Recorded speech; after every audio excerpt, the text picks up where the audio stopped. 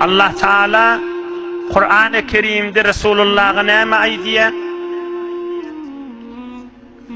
"Vestagfir li zembika" idi ve lil mu'minina vel mu'minat. Evvel Allah'tan öz günahını dile diye. Sonra Müslümanlara dua etme. Evvel öz günahını Allah'tan dilemelidir. Yankı kavmi özde 10 nefer olup gelipdirler. Peygamberimiz de şunu tanıyıptır. Ol oğlunun aydiyan kefini özde ol adamın. Hay, Hudaya şükür mene Müslüman oldum diye. Başkasının iş yok hanı. Doğru kepti aşağı. Adam cennete girse, Hudaya şükür mene girdim diyecek da. Hen men kıydım, hen men erim, hen heleyim diyecek kadenna. Allah'ın açıklap aydarın, dinin, Kur'an'ın bilen açıklap veren, Allah'ın kelamı veren.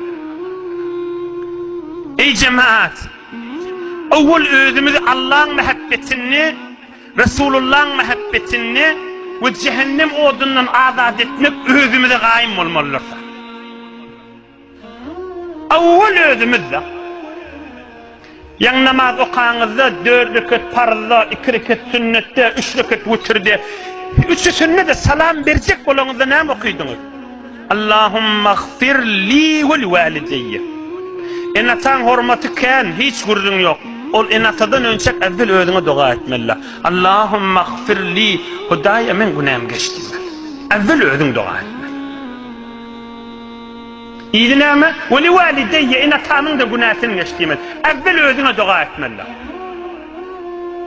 Vakti ki gurrun iman olsa, vakti ki gurrun Allah ve Resulullah olsa, vakti ki gurrun behiştü cehennem olsa evvel özünde. Türkmen görüşte atan yıktı mi? Bu tadı evvel özünde. Evvel varacak olmalı. Her kim olsun taraf. Evvel özünde. Onun için namazda salamdan önce ne okuyduk? Allahümme gfir li valideyye mi? Yok. Allahümme gfir li. Hudaya men günahımı geçtim. Onun izinden ve li valideyye, enatamın günahını geçsen Hudaya. Onun izinden ve li ustadiyye, bana al-muridin ustadlamın günahını geçsen. Onun izinden ve li cemi'il mu'minine vel mu'minat vel muslimine vel muslimat, tamam Müslümanlara dua ediliyor. Evvel ödün necatını Allah'tan dilemeliler. İnişi yağdayı, ben şimdi inşallah Allah koklüdüğünden hizmetini de açıklayıp vereyim. İstensiniz ulamalardan, teberrik ahuncarlardan öz bilen zadınızdır. Kıyamet gününe Muhammed Peygamber aleyhissalatu vesselam'dan başka tamam peygamberler ne aytacak? Wa nefsi. Hudaya men otdan necat taktam bolya diyecekler. Oğullu kan aydılanlar. Hatta İsa Peygamber Meryem bilen iş yok, Meryem İsa Peygamber bilen iş yok da. Her kim öldü da. Ey cemaat, her kim öldü da. Ey cemaat, her kim öldü da. Her kim öldü. Hatta İsa Peygamber Meryem bilen iş yok da. O hani bir şefaat gurrun näme onda? Özü necat tapyança, özüne hukum kesilyança hiç kimden iş yok da.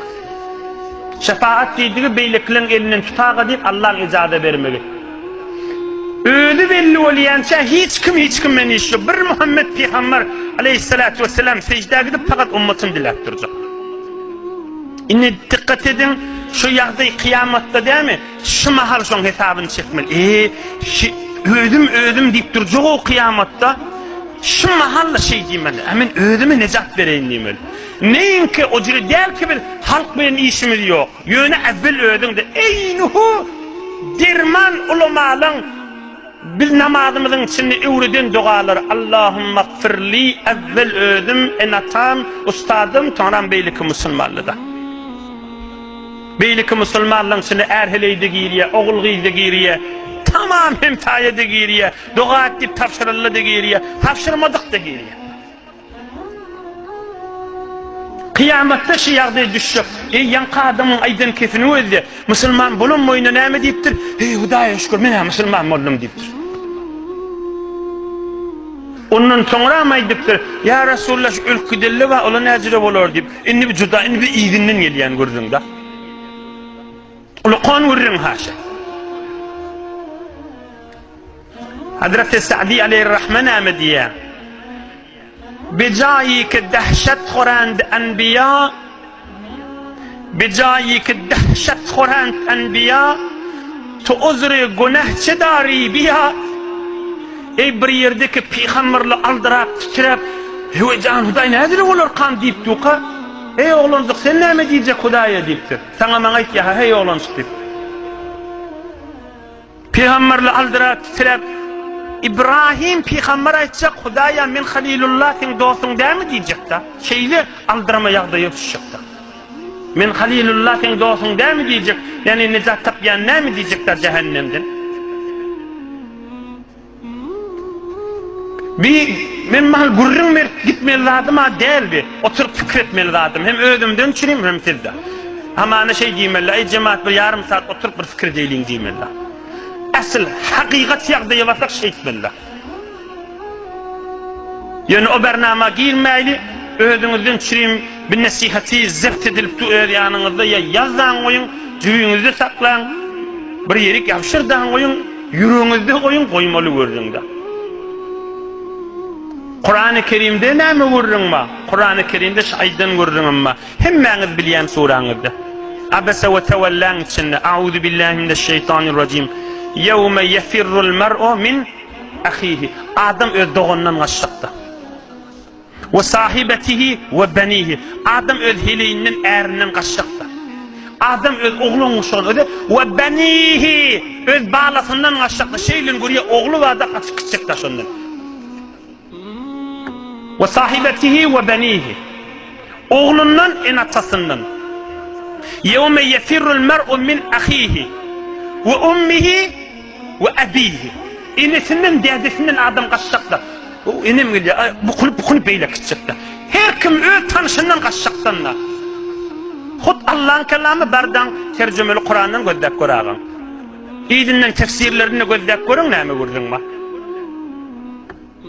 Farsi tercümeli tefsirli kitaplar gözdek görağın. Yevme yefirrul mer'u min ahihi. Adam öz doğundan kaçacak. Enatasından kaçacak. Heleyinden kaçacak. Heleyle ärinden kaçacak. Kaçmana yer yok ha. Yönü bir peyda da hamana kaçacak da. Näme dip kaçacak? Näme? Hakkın sorar mı kadiye? Ey cemaat Allah'ın kelamışı.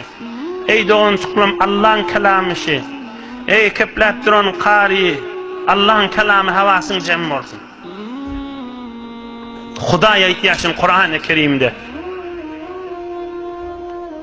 Allah ihtiýaçyny öz mukaddes kelamynda. Näme diýip gaçşaklar? Hileyim men bir toğurşundan haqqy är heleyinden gaçyp barýar, heleyi ärinden gaçyp barýarda. Şu menden haqqyny sorar diýip. O da diýip menden haqqyny sorar diýerdi. Oğul gyýy hemmet şeýledi. Allah'ın kelamynda. Bir wagtda Hazreti Ömer'in bir Abdullah diýen oğlu barmışdy. Hazreti Ömer'in Abdullah diýip bir alim, bir gowy takwa oğlu barmışdy. Ondan bir zat sorap durup falan zat näjire bolýar? Ya bir mamula ya bir zat şoňa dogry bolýar. Şol işi edip diýdirjek bolupdyr da. Falan zat näjire bolýar diýipdir. Hazreti Ömer'in oğlu da dogrusyny aýdypdyr. "Wa menem bilemak" diýipdir. Qarar güp bilse bilmese aýtmalar näde ola? Bilmesele bilmeýän başga ulamalardan soragy diýenmişdik olur. Hem men bilemak diýipdir. Ay bir zat diýsene jogap bersene diýipdir. Bilemak diýipdir da. Hazreti Ömer'in oğlu nämedir? Ey nişah, mehd diýipdir. Gownuň diýipdir meni cehennemin üstünde küfür edip, men arkam ýakyp, men üstüm defelep beşte gitjek bolýan, onu etdirmerin diýipdir. Özüme gaýymdyr orun diýipdir. Mehd diýipdir. Gownuň meni cehennemin üstünde goýup, şu dogry diýdi da diýip meni ýakyp özüň üstünden atlap beşte gitjek bolýan diýipdir, onu etmerin ha men diýipdir. İmanyma gaýym men diýipdir. Özüme gaýymdyr diýipdir. Ine özüne gaýym bolmaly diýerler şida. Özüne gaýym bolmaly diýerler şida. Acip derman mı sadık?